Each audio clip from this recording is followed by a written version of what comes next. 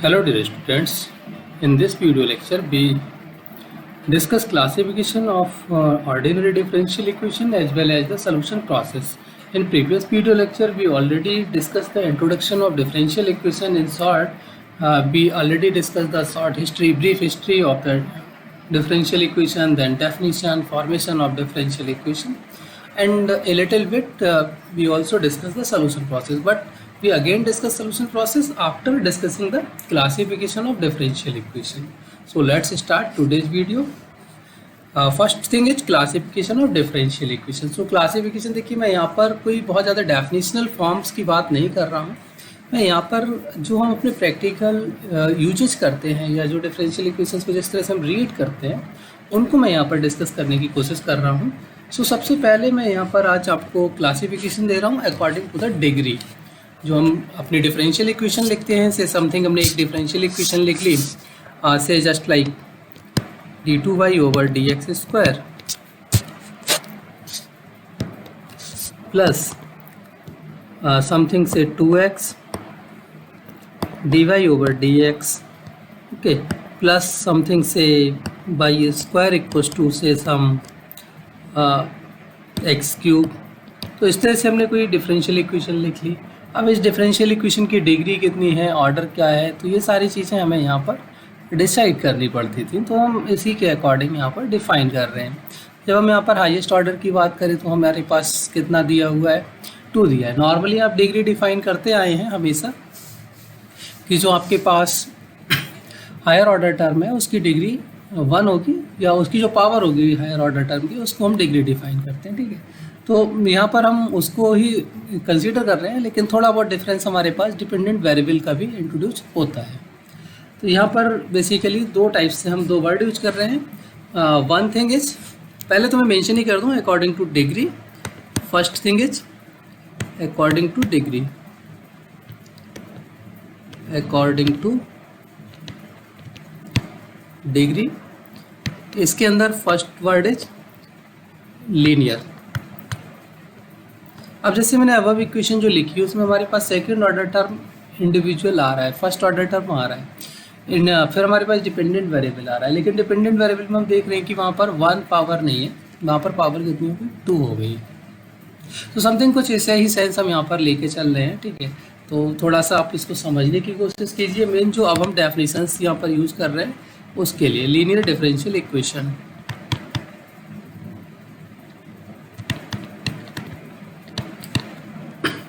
जिस तरह से आप जो वर्ड लिखते हैं लीनियर, लीनियर का मतलब होता है सिंपली 1. मीन्स हमारे पास एक ऐसी डिफरेंशियल इक्वेशन जिसके अंदर dependent variable as well as all the derivatives are of degree 1.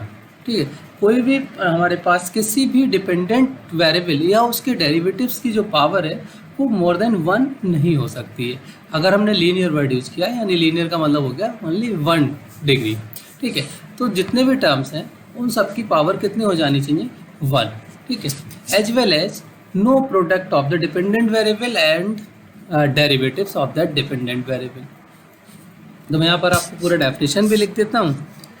A differential equation, a differential equation in which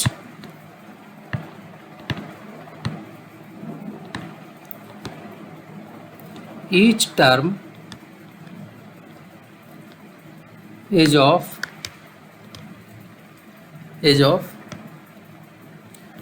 degree 1 and no product of dependent variable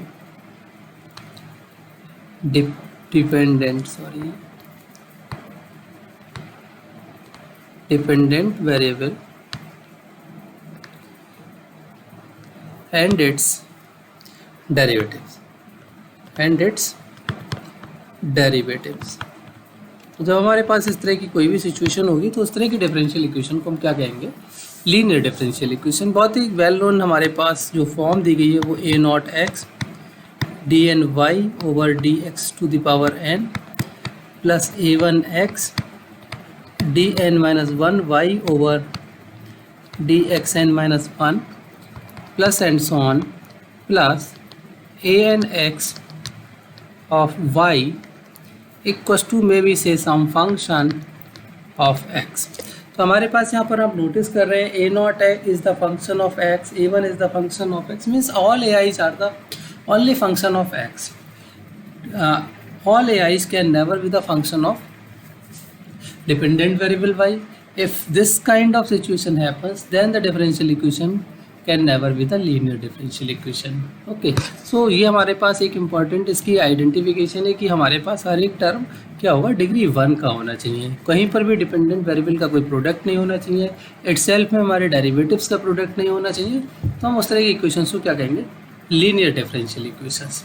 अभी यहाँ पर हमारे पास और भी हम कैटेगराइजेशन अभी नहीं कर रहे हैं, कई सारे टाइप्स में कैटेगराइजेशन होगा. मैंने स्टार्टिंग में इसीलिए बोला था कि देखिए मैं यहाँ पर थोड़ा बहुत सेंस लेके चल रहा हूँ, केवल मैं डेफिनेशनल जो बुक्स में लिखी होती है चीज़ें उनको मैं यहाँ पर कंसिडर नहीं कर रहा हूँ.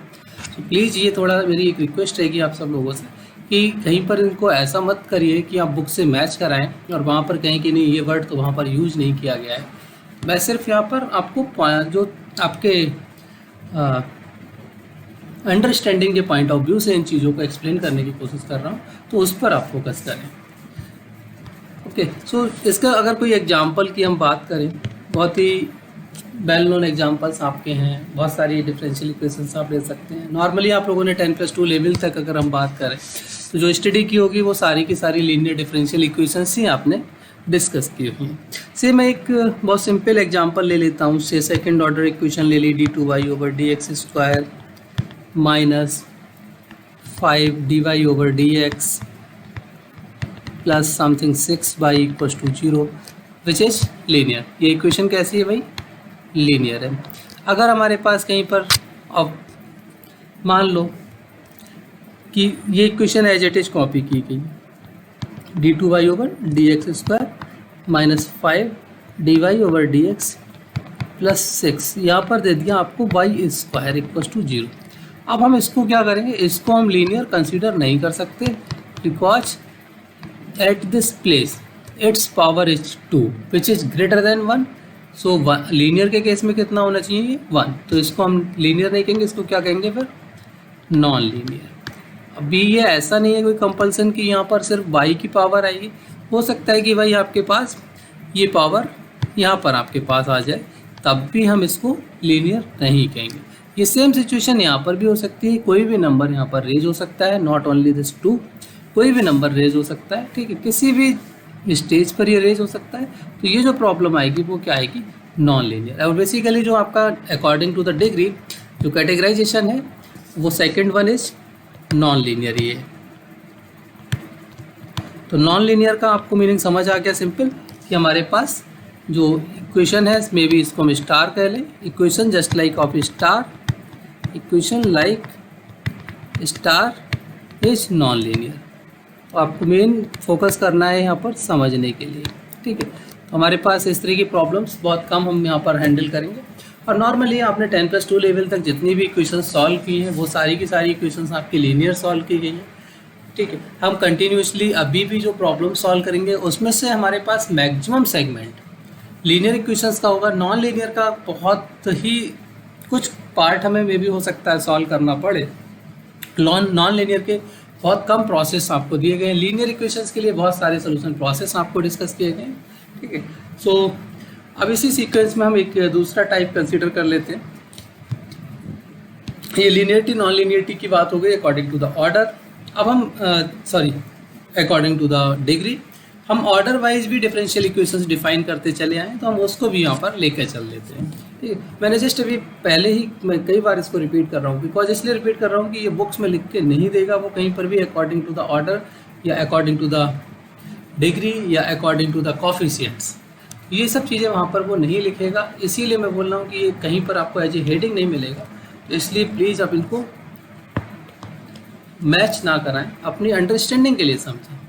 अब मेरा नेक्स्ट पॉइंट है अकॉर्डिंग टू ऑर्डर. आपने अक्सर इक्वेशंस को कई बार सॉल्व किया होगा कि first order, second order, third order. तो हम वही यहाँ पर नॉमिनेशंस देने जा रहे हैं. से हमारे पास कोई भी इक्वेशन है, number first point first order, first order का मीनिंग क्या हो गया कि आपके पास जो डेरिवेटिव टर्म्स हैं वो केवल फर्स्ट ऑर्डर के अकर्स हो रहे होंगे डिफरेंशियल इक्वेशन में, उसके अलावा कोई भी डेरिवेटिव टर्म आपके पास इंट्रोड्यूस नहीं होगा। फॉर एग्जांपल हम ले लेते हैं इसे differential equation dy/dx equals to ay, ठीक है। तो यहाँ पर हमारे पास हम नोटिस कर रहे हैं कि this is only the first order term and no differentiation term in this whole equation. तो जितने भी टर्म होंगे वो सिर्फ इसी पर्टिकुलर ऑर्डर के होंगे। This one is known as the first order. Number 2 second order. अब सेकेंड ऑर्डर के केस में क्या है कि हमारे पास जो हाईएस्ट ऑर्डर है वो है ऑर्डर 2। फॉर एग्जांपल अभी हमने अब इक्वेशन में ही लिखा था, उसी को हम यहाँ पर अगेन कॉपी कर ले रहे हैं। -5 dy/dx plus 6y equals to 0। हमने अभी पहले भी यहाँ पर प्रीवियसली बोला है कि हम यहाँ पर मैक्सिमम जो इक्वेशन सॉल्व कर रहे होंगे उनको हम लीनियर प्रॉब्लम्स को ही लेकर चल रहे होंगे। तो मैं यहाँ पर मार्क भी कर देता हूँ, जो हम यहाँ पर डिस्कस भी कर रहे हैं वो भी नॉर्मली लीनियर की कर रहे हैं। आप इनको ऑर्डर वाइज डिफाइन कर सकते हो, सेकंड ऑर्डर थर्ड ऑर्डर, यहाँ पर लीनियर नॉन लीनियर का कोई बड़ा क्वेश्चन नहीं है। लेकिन हमने जो प्रैक्टिकली प्रॉब्लम्स को सॉल्व किया है या जो अभी फर्दर हम सॉल्व करेंगे उनके अकॉर्डिंग हम इनका कैटेगराइजेशन करने की कोशिश कर रहे हैं। इसी तरीके से अगर आपके पास और हायर ऑर्डर टर्म होगा तो भी आप उसको डिफाइन कर लेंगे, थर्ड एंड फोर्थ ऑर्डर। अच्छा, इंपॉर्टेंट पॉइंट ये है कि दोनों के अंदर डिफरेंसेस क्या है कि फर्स्ट ऑर्डर में आपने नोटिस किया कि आपके पास डिपेंडेंट वेरिएबल था, इंडिपेंडेंट वेरिएबल्स हो सकते हैं, ठीक है, उनके फंक्शंस हो सकते हैं आपके पास। लेकिन जो डेरिवेटिव्स की बात कर रहे थे वो ओनली ऑर्डर 1 का था, एक सिंगल टर्म आ रहा था। लेकिन जब हम सेकंड ऑर्डर को नोटिस करें तो हमारे पास ऑर्डर 1 भी मिल सकता है आपको और ऑर्डर 2। ऑर्डर 2 इज मैंडेटरी, ये आपके लिए मैंडेटरी है, ये होना ही चाहिए। इसकी अकरेंस हो या ना हो ये बहुत ज़्यादा आपके पास इंपॉर्टेंट मैटर नहीं करता है। तो हमारे पास जो सब्सिक्वेंट ऑर्डर्स हैं, मीन्स जो लेस ऑर्डर्स वाले टर्म्स हैं, वो अगर इक्वेशन के अंदर प्रेजेंट है देन ओके, नहीं है तब भी हमारा जो ऑर्डर है डिफरेंशियल इक्वेशन का वो एज इट इज रिटेन रहेगा। तो इस तरह से हमने ऑर्डर वाइज इनको कैटेगराइज कर लिया। अब third one is known as coefficient wise. Third one is according to coefficients, according to coefficients. अब आपने बहुत सारी इक्वेशंस में कई बार लिखा देखा होगा कि समथिंग, जैसे अभी मैंने ही एक लीनियर इक्वेशन के लिए डिफाइन किया। Number 1 a0x dny x raised to the power n plus a1x dn minus 1y over dxn minus 1 plus and so on plus anx y equals to something से fx। तो यहाँ पर आप क्या notice कर रहे हैं कि जो आपके डेरिवेटिव टर्म्स हैं उन डेरिवेटिव टर्म्स में जो कॉफिशिएंट्स आ रहे हैं, ठीक है, coefficients of your derivative terms, coefficients are variable. यहाँ पर जो कॉफिशिएंट्स हैं वो वेरिएबल्स हैं। तो ये जो इस तरह की प्रॉब्लम आती है, this one is known as variable coefficient problem. तो ये डिफरेंशियल इक्वेशन हम लीनियर लिख रहे हैं, ठीक है, nth ऑर्डर डिफरेंशियल इक्वेशन लिख रहे हैं, but this one is known as the variable coefficient. And one more example, कई बार आपके पास यहाँ पर आता है कांस्टेंट कॉफिशिएंट, वेरिएबल कॉफिशिएंट।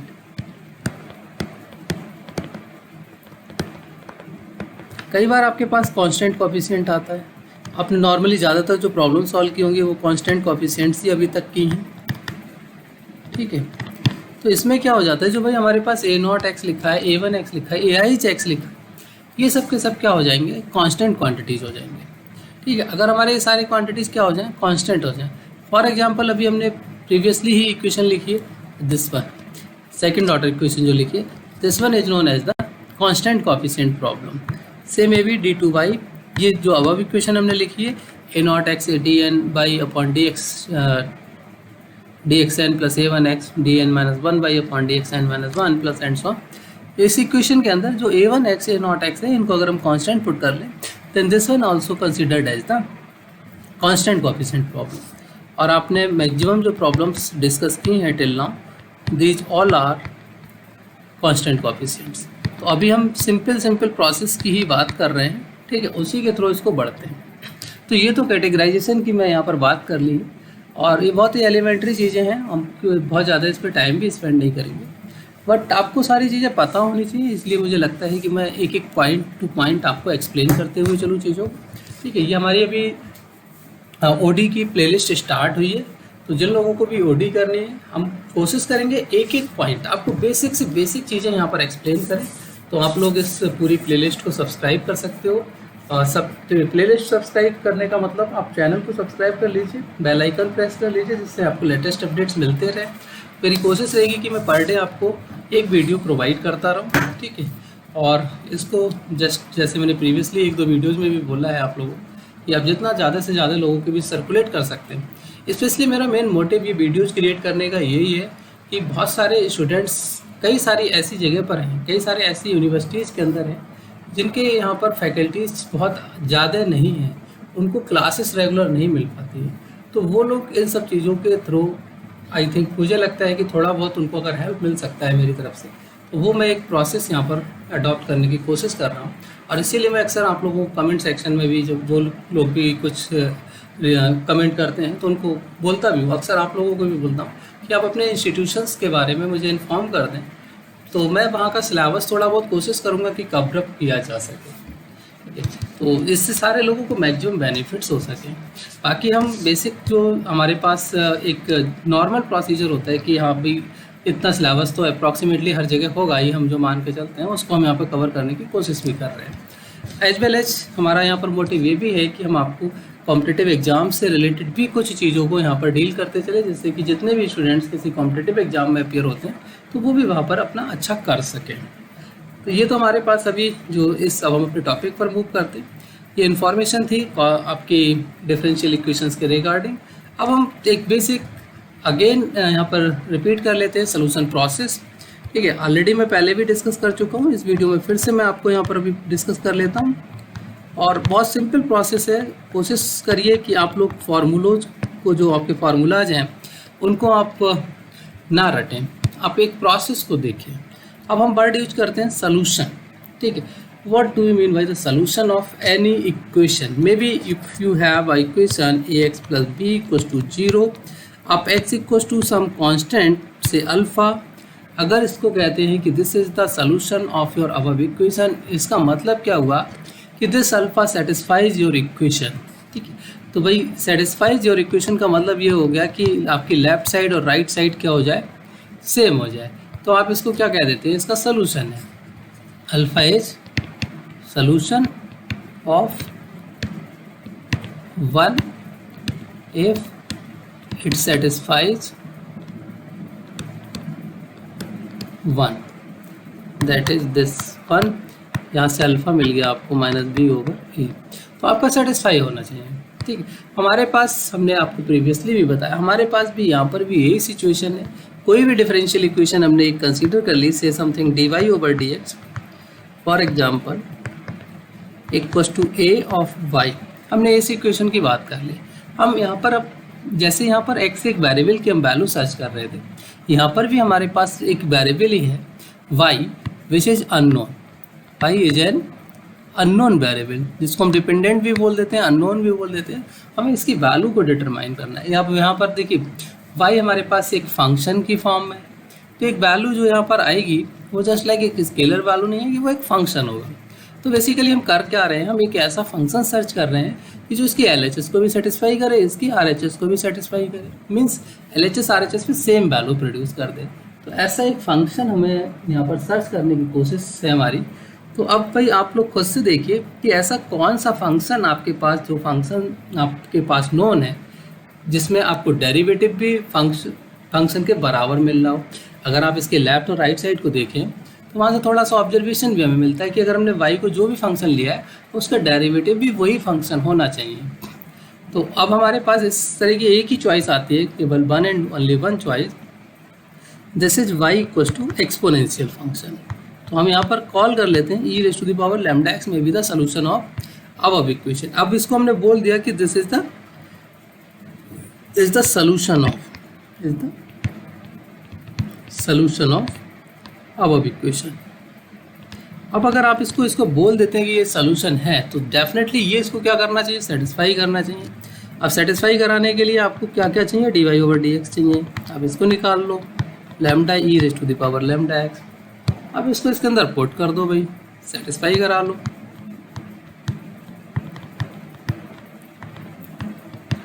कुछ आई थिंक शिफ्टिंग हो सकती है। अब यहाँ पर exponential function can never be zero, so what happens, A की वैल्यू आपको मिल गई, सॉरी लैम्डा की वैल्यू आपको मिल गई, what is this, lambda is a. तो हम इसको जो सोल्यूशन चूज कर रहे थे वहाँ पर हमको एक चॉइस मिल गई लैम्डा की, कि हम लैम्डा की जगह पर अगर ए रखेंगे तो हमारे पास एग्जैक्टली ये इक्वेशन सेटिस्फाई की जा रही होगी। ये तो फर्स्ट ऑर्डर का था जो हम ऑलरेडी कर चुके हैं। अब हम सेकंड एग्जांपल कंसीडर करते हैं, एग्जांपल नंबर 2। अभी जो हमने यहाँ पर लिया हुआ है d2y सेकंड ऑर्डर इक्वेशन, ठीक है, second order equation d2y over dx² minus 5 dy over dx plus 6y equals to 0। मैं यहाँ पर आपको कोई भी फार्मूला रटने के लिए अभी नहीं बोलूँगा, अभी आप सोल्यूशन प्रोसेस को देखिए।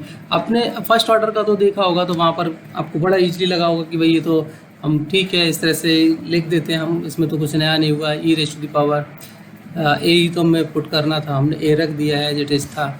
अब हम सेकंड ऑर्डर को देखते हैं, हमारे पास प्रोसेस यही है, हमारे पास कोई और दूसरा तरीका नहीं। हम यहाँ पर भी लेके चलते हैं, let y equals to e raise to the power lambda x is the solution, is the solution. अब इसका अगर ये सोल्यूशन है तो आपको फर्स्ट ऑर्डर टर्म चाहिए, आपको सेकंड ऑर्डर टर्म चाहिए, आप यहाँ पर निकाल लीजिए। D y over d x कितना हो गया, lambda e raise to the power lambda x.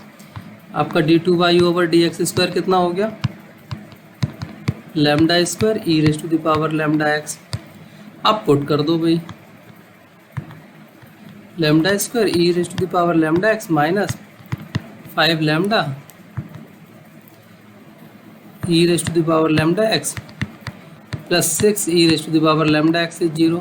कुछ कॉमन हो रहा होगा, आई थिंक उसको कॉमन कर लो, lambda square minus 5 lambda plus 6 e raise to the power lambda x is again 0। तो यहाँ से भाई आप देखिए e raise to the power lambda x can never be 0, ठीक है। तो क्या हो जाएगा फिर, lambda square minus 5 lambda plus 6 equals to 0। आप नॉर्मली अभी तक क्या करते आए हैं, शायद जो प्रोबेबली मुझे लगता है आपने ये इक्वेशन डायरेक्ट वहाँ पर लिख दी। आप क्या कर देते थे, d2y ओवर dx² को लैम्डा से रिप्लेस कर दो, या कोई दूसरा आपने एक पैरामीटर इंट्रोड्यूस कर लिया होगा, ठीक है, तो आप उससे रिप्लेस करा देते थे और यहाँ से इसके रूट्स फाइंड कर देते। यहाँ से आप इसके क्या करते थे, रूट्स फाइंड करते थे। रूट्स हम इसके ऑब्टेन करेंगे तो रूट्स क्या आ जाएंगे आपको, lambda equals to 3 and lambda equals to 2। और उसके बाद आप इसके रूट्स लिखने के बाद सोल्यूशन डिफाइन कर देते थे। तो बेसिकली हमारे पास जो इस इक्वेशन का सोल्यूशन आ रहा है वो क्या आ रहा है, e raise to the power lambda एक 3x है और एक आ रहा है e raise to the power 2x। तो बेसिकली हमारे पास ये दो सोल्यूशन आ रहे हैं इस इक्वेशन के। आपने हमेशा इनका कॉम्बिनेशन लिख के दिया होगा, हम वो बाद में डिफाइन कर लेंगे, ठीक है। तो बेसिकली हमारे पास अब क्या आ गए, ये दो सोल्यूशंस, अलग अलग सोल्यूशंस आ गए, e raise to the power 3x and e raise to the power 2x। अगर आप में से कोई इसको वेरीफाई करना चाहें तो सेम ये जैसे मैंने यहाँ पर इसको किया है, आप इससे भी इसको वेरीफाई करा के देख सकते हो कि आपके पास दोनों साइड्स वेरीफाई हो रही होंगी। अब ये दो अलग अलग सोल्यूशंस आ गए। अब यहाँ पर बहुत सारे कॉन्सेप्ट्स हैं, कुछ कॉन्सेप्ट आपके जो है फिजिक्स के भी हैं। प्रिंसिपल ऑफ सुपरपोजिशन में आपके पास क्या होता है कि जो वेव आपके लीनियर वेव्स हैं तो उनको आप मर्ज कर सकते हो, एक तरीके से कह सकते हो, सिंपल लैंग्वेज में यूज कर ले रहा हूँ कि आप उन इक्वेशन वेव्स को क्या कर रहे हैं, मर्ज कर रहे हैं। अब दो वेवलेंथ आपकी जब मर्ज होती हैं तो आपको एक न्यू वेवलेंथ डेवलप कर रही होती है। तो हम यहाँ पर सेम उसी कॉन्सेप्ट को आप यूज कर रहे हैं, by the principle of superposition we can also say that if e raised to the power 3x means something is y1 is the solution and say something y2 is the solution of the given differential equation, then by the principle of superposition linear combination of y1 and y2 is again a solution of the given differential equation। तो ये आपके पास condition है कि आपके अगर equation linear and homogeneous equation है then the linear combination is again a solution of the equation. तो इसका अगर आप लीनियर कॉम्बिनेशन डिफाइन करेंगे तब आप लिखते थे c1 e raise to the power 3x plus c2 e raise to the power 2x। तो ये बेसिकली इसका प्रोसीजर है। इस तरीके से आप किसी भी ऑर्डर, ज़रूरी नहीं आप सेकंड ऑर्डर कोई कर रहे हैं, आप थर्ड फोर्थ किसी भी ऑर्डर की इक्वेशन को सॉल्व कर सकते हैं, ठीक है। तो ये आपका सोल्यूशन प्रोसेस हो गया बेसिकली। अब मैं आपको इसी के अंदर आपको नेक्स्ट वीडियो के अंदर जो हम प्रोसेस करेंगे, अब हम कुछ पर्टिकुलर इक्वेशंस को सॉल्व करेंगे, कुछ अलग अलग मेथड्स डिस्कस करेंगे। जस्ट लाइक आपने 10+2 लेवल पे सेपरेशन ऑफ वेरिएबल किया होगा, लीनियर इक्वेशंस किया होगा, इन सबको हम एक शॉर्ट ओवरव्यू में जस्ट मैं काफ़ी कम ही करता हूँ, तो एक शॉर्ट में आपको ये सारी चीज़ें डिस्कस करते हैं जो हमारे मेन टॉपिक हैं, जो इम्पॉर्टेंट टॉपिक हैं in the point of view of से कॉम्पिटिटिव एग्जाम्स, तो उनको हम यहाँ पर आपके लिए अच्छे से फोकस भी करेंगे और उनमें डिटेल्स भी देने की कोशिश करेंगे। तो जो बेसिक चीज़ें हैं उनको मैं थोड़ा सा फास्टली पास करूँगा, ठीक है।